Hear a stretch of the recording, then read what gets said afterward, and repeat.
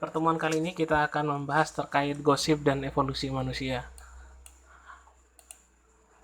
Gosip bisa berarti obrolan tentang orang lain atau cerita negatif tentang seseorang, atau sering dikenal dengan istilah pergunjingan. Namun, pada dasarnya sebenarnya gosip itu berpengaruh terhadap evolusi manusia.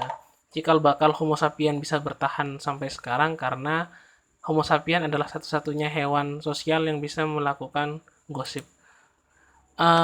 Yuval Noah Harari dalam bukunya berpendapat bahwa bahasa kita berevolusi menjadi cara bergosip.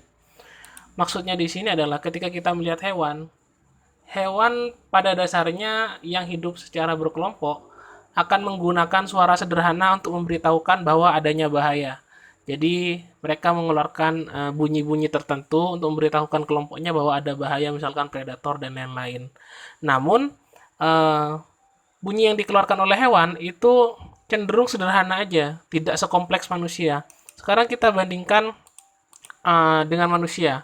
Jadi ketika manusia menemukan adanya predator, dia bisa memberikan informasi secara detail.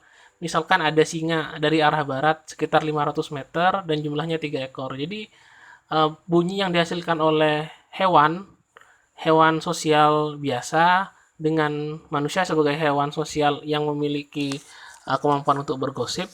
Jadi ada perbedaan tingkat kedetailan informasi.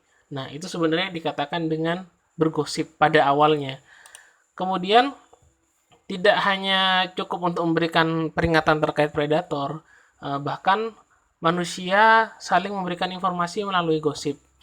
Kadang-kadang mereka juga bergunjing terkait spesiesnya sendiri.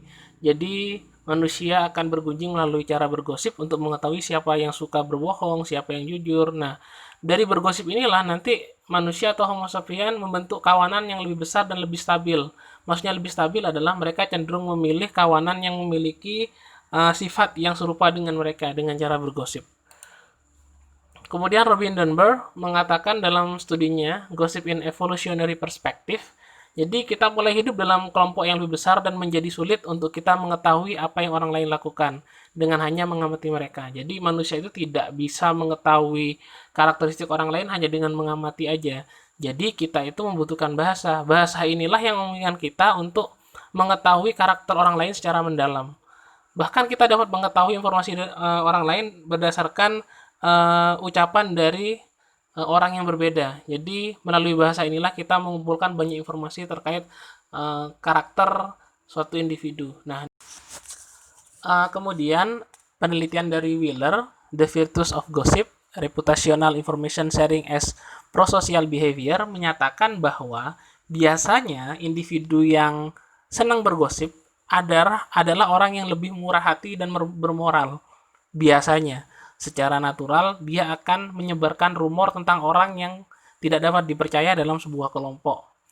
Jadi, pada dasarnya, gosip itu adalah untuk memberikan warning atau peringatan kepada anggota kelompok yang lain bahwa ada salah seorang di kelompok yang tidak dapat dipercaya. Jadi, dengan laporan berupa gosip tersebut, biasanya stabilitas dalam sebuah kelompok itu lebih terjaga.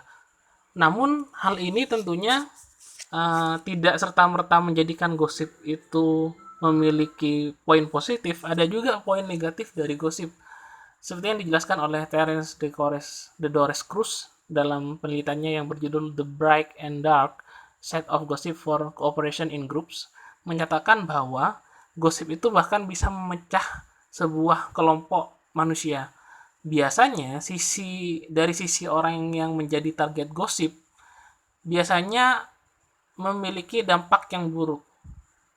Entah itu benar atau salah, orang yang menjadi sasaran gosip biasanya akan mengurangi niat kerjasama anggota kelompok terhadap kelompok mereka. Maksudnya adalah orang yang terkena sasaran gosip biasanya akan cenderung menjauh dari anggota kelompok tersebut.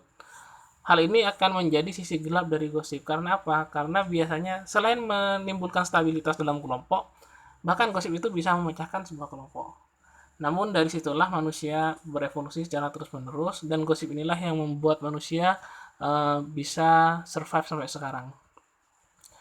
Kemudian di akhir uh, materi ini Silakan kalian coba dalami lagi, bagaimana sih kira-kira peranan gosip terhadap pergaulan kalian? Apakah ada kaitannya antara evolusi dan gosip terhadap stabilitas sebuah kelompok di Homo sapiens? Kalian bisa membandingkan dengan pergaulan kalian. Apakah penting bergosip? Dan kalian juga bisa mencari perbandingan. Dalam satu hari kalian berapa lama menggosipkan seseorang? Jadi seperti itu pertemuan kita kali ini. Terima kasih.